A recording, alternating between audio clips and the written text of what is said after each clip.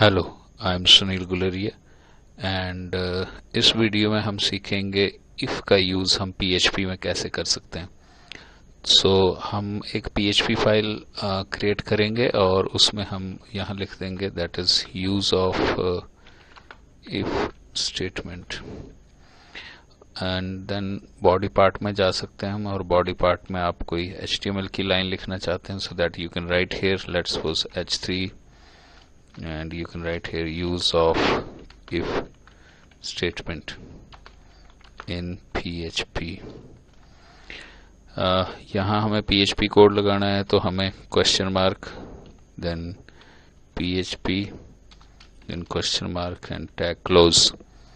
और इसके बाद हम यहाँ पर अब हमने इफ़ यूज़ करना है। जैसे हम जानते हैं कि इफ़ को हम किसी कंडीशन लगाने के लिए यूज़ करते हैं जब हमें कोई पर्टिकुलर स्टेटमेंट एग्जीक्यूट करनी हो किसी कंडीशन के बिहाफ पे, तो हम उसके लिए एक सिचुएशन लिख लेते हैं। Let's suppose $num1 is equal to 100, और हम एक और वेरिएबल ले लेंगे that is $num2 is equal to 200, और हम चाहते हैं कि यहाँ प्रिंट कराएं इको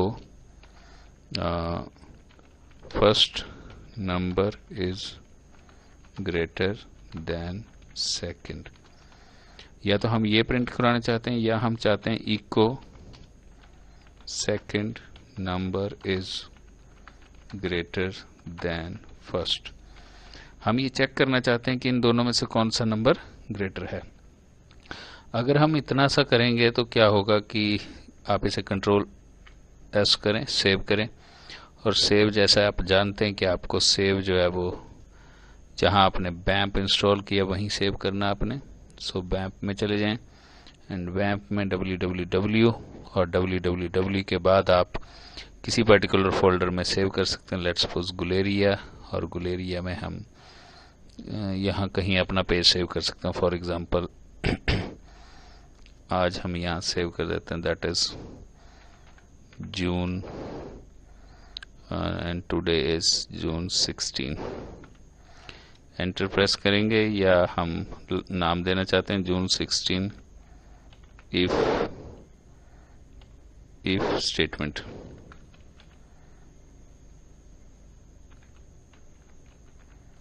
एंटर, और आपकी फाइल का नाम बन गया जून 16 इफ स्टेटमेंट .php। जब भी आप फाइल का नाम रखें तो आप बीच में हाइफन दे सकते हैं अंडरस्कोर की जगह, और स्पेसिस तो अलाउड नहीं।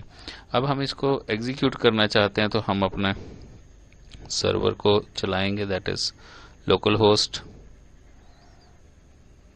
एंड देन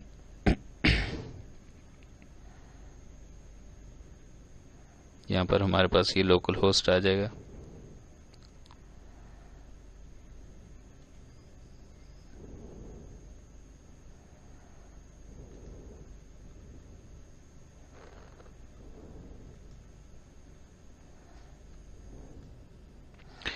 और अब हम अपने प्रोजेक्ट में जाएंगे, सो हम गुलेरिया में जा सकते हैं, और गुलेरिया में हमारे पास जो हमारी फाइल है जो जिस नाम से हमने सेव की थी, सो वो आपने देखनी है जून 16 इफ स्टेटमेंट। आप इस पर क्लिक कर सकते हैं और आप देखेंगे यहाँ की first number is greater than second, और साथ में ही आगे दूसरी लाइन भी second number is greater than first.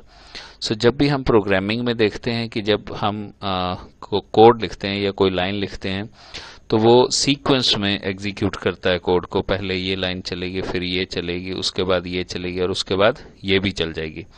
सो एक तो हम इसमें BR डाल सकते हैं, BR से ये नेक्स्ट लाइन में आ जाएगा, ब्रेक आ गई, और कंट्रोल S करें, आप इसको रिफ्रेश करके देखें। सो आपके पास ये आउटपुट आई है। अब मैं ये चाहता हूं कि जब ये लाइन चले तो ये न चले, और जब ये चले तो ये न चले, और ये लाइन जो है ये कब चले। तो हमें ये चेक करना है कि अगर फर्स्ट नंबर जो है वो सेकंड नंबर से ग्रेटर है तो ये चले, नहीं तो ये चले। तो हम अगर ऐसा चाहते हैं कि अगर कोई सिचुएशन है हमारे पास और कोई कंडीशन है कि अगर ऐसा है तो ये स्टेटमेंट चले, तो उसके लिए हमारे पास टूल दिया गया है that is if statement. So if लगाएं, और यहाँ कंडीशन हमने लगानी है, तो इस केस में हम क्या लगाएंगे, if what that is $num1 is greater then $num2। सो यहाँ हमने इफ यूज किया और हमने ये लिखा है कि, और इसको ब्रेसेस में डाल सकते हैं, यहाँ करली ब्रेसेस में, और आपने यहाँ ये इफ के अंदर आपने टाइप कर दिया कि if $num1 is greater then $num2। तो कंपाइलर क्या करेगा इसको, या इंटरप्रेटर क्या करेगा कि यहाँ $num की वैल्यू होगी 100, सो 100 इज ग्रेटर देन 200। सो ये जो ऑपरेटर है ये रिलेशनल ऑपरेटर है, और ये जो रिलेशनल ऑपरेटर है ये ट्रू और फॉल्स में आंसर देता है। तो अगर वैल्यू यहाँ कंडीशन ट्रू है तो ये क्या करेगा, इस स्टेटमेंट को चलाएगा। सो अगर नंबर 1 ग्रेटर होगा तो ये चलेगी, और हम चाहते हैं कि दूसरे को भी चेक करें तो आप एक इफ यहाँ पर भी लगा सकते हैं। इफ, इसमें हमने चेक करना है if num2 is greater then $num1। अगर नंबर 2 जो है वो बड़ा है नंबर 1 से तो ये वाली स्टेटमेंट चले। तो अब हमारे केस में नंबर 2 जो है वो बड़ा है, सो जब ये एग्जीक्यूट होगा तो इसको चेक करेगा 100 इज ग्रेटर देन 200, फॉल्स। अगर फॉल्स है तो ये नहीं चलेगा और इसके आगे आ जाएगा, यहाँ पर आएगा कंट्रोल, और फिर उसको यहाँ चेक करेगा।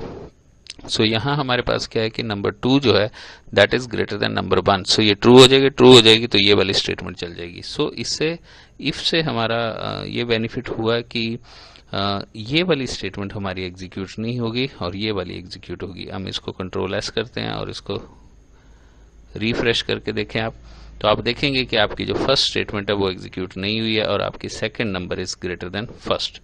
सो इस तरह से हम इफ का यूज कर सकते हैं अपनी PHP में, और इफ आपकी C में, C++ में, जावास्क्रिप्ट में, PHP में, इवन जावा में या C#.net में, सब में ये इफ जो है वो सेम होती है।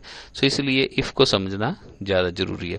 अब अगर हम इसकी वैल्यू चेंज कर दें, लेट्स सपोज हम इसको बड़ा कर देते हैं, 1000 हो जाता है, और आप कंट्रोल एस करेंगे तो अब ये वाली स्टेटमेंट ट्रू हो जाएगी और ये वाली स्टेटमेंट फॉल्स हो जाएगी। तो आपका ये वाली स्टेटमेंट, ये वाला आउटपुट आ जाएगा, फीडबैक आ जाएगा।